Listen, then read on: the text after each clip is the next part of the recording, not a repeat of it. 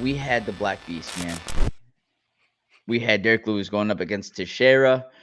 Um, look, was your boy super hyped about this fight and about this card altogether? Not really, but it was a pretty fun card. Would you say? It's one of those cards where like you see it on paper and you're like, this is either going to be the one of the most boring things ever, or like somehow, some way, everyone's going to make this exciting. And the fights were far more entertaining than I gave them any right to. Yeah, no, absolutely. And look, everybody, for the sake of time, because we are going to be covering two events, we're not going to cover every single fight, but I want to say that 9 out of the 13 fights finished or were with finishes.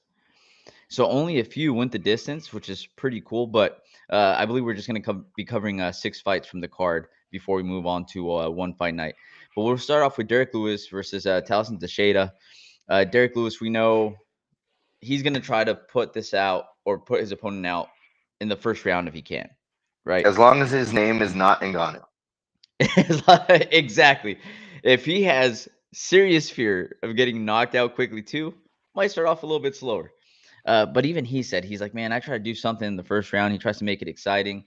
We start off the fight, right? And they both meet at the center of the octagon. Teixeira lands his hard step in jab where the jab, like the thumb, grazes Lewis's eye, right? Mm-hmm. And then from And there, what happens? Derek does this weird thing that it almost looked like Iwan Kutalaba, where he's trying to like sort of fake it, where he's like, "Oh no, my eye," and kind of bait him in. Because I mean, the ref is not going to stop a jab going to the eye. He's not going to Yeah. stop time for your eyeball. And Teixeira starts coming in, and Derek does what he does best and just starts throwing haymakers. Dude, from the hip, man, just absolutely Absolutely. going. But the thing with Derrick Lewis, right? There was very little technique. I mean, look at the way he's standing right now as he's throwing. His left hand's already cocked back and ready to throw and follow up with the left. But the problem is, if he lands just one of those, Toasty, you're in trouble, 100%. You're right? never safe if he touches you in any way. Yeah, and I mean, he's throwing back and forth, and that left just happens to clip Teixeira and he falls back. At this point, it looked like, okay, he got clipped, but he might still have a chance to survive, right? And then Derrick Lewis pounces on him. He starts throwing a bunch of shots. Teixeira gets on all fours. He's trying to stand up, and then these are the ones that I feel like really hurt, man, where he's just coming off to the side and just landing them right by the temple. And Teixeira tries to stand up, but In the Herzog most illegal goes way after him. possible. Right. So break it down. What was he doing? So Teixeira goes to get up, and he's like almost crawling towards the end of the cage.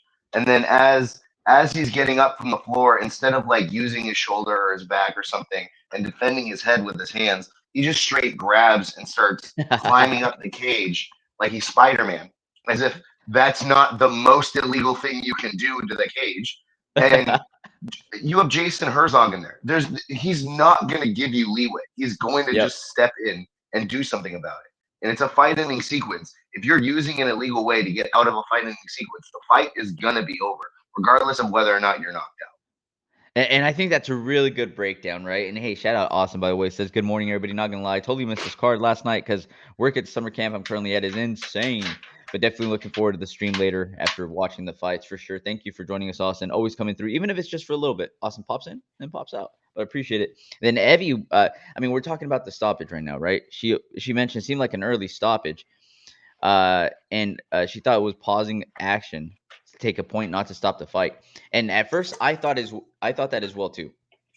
But I think that the way that you broke it down, Toasty, is just the fact that that's a fight-ending sequence.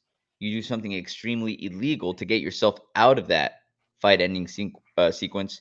You're getting bombs drop down on you at the exact same time. So, do you consider it to be a good stoppage on your end? I mean, it's I wouldn't say good. I would say the only option Jason had. Like Understandable what's then. the yeah what's the other option is like you put Teixeira on all fours and put Derek Lewis back on his back on the floor. That's not really an acceptable spot to put somebody in, at least in the UFC. Maybe one, but not in the UFC. That's not the way they run things. Um, right? There's not really any other Yeah. option Jason has other than, you know, I got to end the fight. You chose to do something illegal. I got to end the fight. It's like kicking somebody in the nuts when you're about to get knocked out. Like, what do you do at that point? You kind of got to stop the Yeah. fight.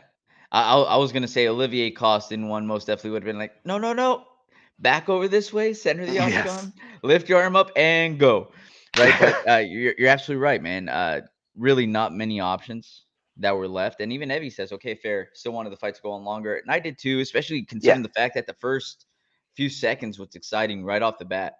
So Yeah. definitely want to see more of this. So Herzog stops the fight, and after that, we get a classic Derrick Lewis celebration, right? And of course, I'm watching this with my girlfriend. The worst time to be watching the fights with my girlfriend. So he takes his shorts off. He crawls over to Teixeira's corner, lifts his leg, and pretends to pee on him. He takes his cup out, and as he's taking his cup out, he points at Laura Sanko in the crowd. Dude, this guy is just While wild. his wife is in the ring. Yes, he's just wild. He gives zero fucks, dude. I'm telling you, he's gonna celebrate how he wants to celebrate. Uh, and then Evie says, at least he said something nice about his wife this time. That he did. That he Very did. true. Very true. He also was getting a phone call from Donald Trump while he was getting his hand raised. Dude, yeah. I mean, it was just chaos in there. As soon as Absolute he won, insanity. it was chaos. How funny is he though on the mic too, where he's like, well, we saw you go over there and crawl over this corner and lift your leg, pretend to pee. What is that all about? And he goes, well, they were talking shit about me. Well, they were speaking Portuguese, so I'm pretty sure they were speaking talking shit about me. I don't know. I didn't understand, but anyways, and I was just like, dude, he's just And then after that, he's like, "You were saying this hoe, fuck it." yeah. Oh my God, Derrick Lewis is an insane man, but we're here for it, dude. And I think that that personality and that persona carries into his fighting style. And that's why people love this guy. It's why people tune in. You know, you heard the pop from the crowd as soon as his music came on. He's definitely a fan favorite, man. Yeah, and also I think a big thing about this fight was I think Derek came in pretty angry. I think he was very upset about the fact that he's fighting somebody that literally only had one fight in the UFC, who was against somebody he wasn't supposed to fight. Like Mm, the fact that the commentators didn't talk about the fact that Teixeira fought the wrong Tafa. Like the only fight he had in the UFC ended in the first round because he got a fighter on like 2 hours notice. yeah, yeah. Yeah, pretty crazy. And even Derek Lewis said, I think this guy's getting a fight when he shouldn't be fighting anybody of my caliber yet. And you have Derek Lewis that was ranked number 9 going into this. Listen to these names, Toasty. You tell me out of these names that I mentioned, who should Derek Lewis get next? You ready? Sergey Spivak, Marcin Tybura, Waldo Cortez Acosta, Jalton Almeida, Curtis Blades, Sergey Pavlovich, Alexander Volkov, Zero Gone, or does he go straight to Tom Aspinall? No, I don't think. Well, I don't think that the UFC is going to give Tom anybody that is like a one shot kind of guy. Tom needs to be blessed with a fight. Like there's after all the screw they did to him, there's no reason that they should give him somebody like Derek Lewis. Now that being said, Derek needs to fight somebody in like the top. I want to say like four.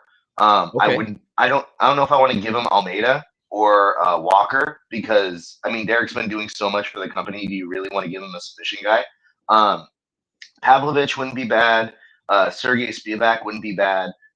Yeah. The only problem is I don't like watching either of those two fight. So Well, we'll see who they stack up against from that. Hey, shout out Ghost. Thanks for joining us, Ghost. Saying Derek St. Louis. yeah, St. Uh, Louis. but yeah, it was a fun fight. It's always fun watching Derek Lewis. And we'll see. I know that he had mentioned to everybody, he was like, hey, everybody's fought Tom Aspinall in that top ranking. I haven't, though. Maybe you just throw Tom Aspinall my way. True, but that would be if they weren't like. I feel like the UFC has to benefit Tom on one side. If they were just thinking about like what they were going to do for Derek, yeah, that would definitely be a good fight to make business wise. But in terms of like being nice to Tom, like after all he's done for the company, I don't think they want to do that for him. The other thing I want to say about this is how ridiculous is the light or the heavyweight rankings in the UFC. How absolute shit the UFC are at hiring heavyweights. that a heavyweight fighter is in the top 15, number 13, with Tallison one fight Teixeira. in the UFC. Yeah. Ridiculous. Good call. Good call. And Ghost also saying Slacky had a good take. Derrick Lewis is a giant crab with a heavyweight bucket. He's going to pull everyone who is trying to get out down. Ooh. Ooh, that's a good analogy. And Nevi saying, okay, but Laura looked amazing last night. That was a gorgeous suit. Hey, Laura always looks amazing. But yes, and she's been doing a really good job too. You know, sometimes you toss her in there and you get concerned that you have big personalities like a DC that just kind of tries to, you know, take over the broadcast, but she fits in very well with everybody that they've put her in there with so far. So props to Laura Sanko. She's amazing. Great at what she does.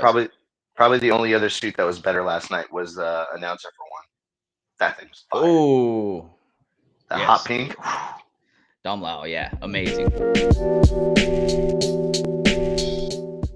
Hey everybody, Romero and Will here. Thank you for watching that short clip. Just so you know, that was a small excerpt from what we covered this last Sunday, right, Will?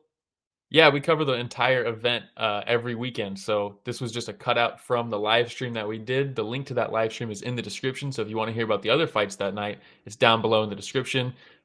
Please like, subscribe, hit the notification bell because we go live every Sunday to cover events. And if you do that, you'll know for next week and you can tune in and be in the chat and get featured on the show just like everybody else was on this clip. We hope to chat with you live.